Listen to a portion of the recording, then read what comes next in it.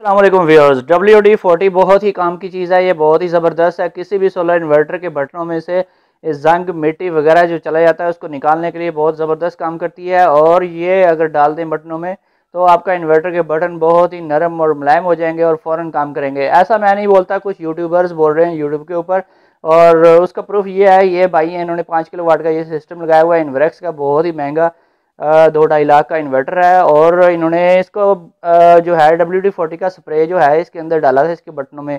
ये 3 जो right side पे बटन है और 3 लेफ्ट साइड पे, और ये पावर बटन भी है। इन सब बटनों में अच्छी तरह से इन्होंने WD-40 डाल दिया। डालने के बाद इन्होंने जो है उसको जैसे ही ऑन किया तो वो इसमें रीस्टार्ट का प्रॉब्लम आ गया। थोड़ी थोड़ी देर बाद, हर 5 या 10 सेकंड के बाद ये रीस्टार्ट हो जाता है। फिर खुद ब खुद थोड़ी देर बाद ट्रिप हो जाता है और इसके अंदर से रिले की आवाज़ आती है और फिर दोबारा दोबारा से रीस्टार्ट हो जाता है। थोड़ी देर बाद फिर ऑन हो जाता है।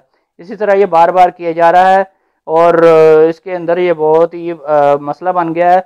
तो अगर आप WD-40 इन बटनों में डालेंगे तो आपका जो है इन्वर्टर, उसको रीस्टार्ट की प्रॉब्लम आ जाएगी और उसके अंदर जो पार्ट्स हैं उसके वो डैमेज हो जाएंगे। और WD-40 आपने किसी भी सूरत में नहीं डालना, नहीं तो आपका इन्वर्टर भी जो है इस तरह के फिर मिसाइल पैदा करेगा। तो इसको जो है ये वारंटी में है, इनको मैंने सर्विस सेंटर पे जाने का मशवरा दिया है। सर्विस सेंटर वाले इसको खोलेंगे, इसको अच्छी तरह से वॉश करेंगे और फिर ये इन्वर्टर इनका सेट हो जाएगा।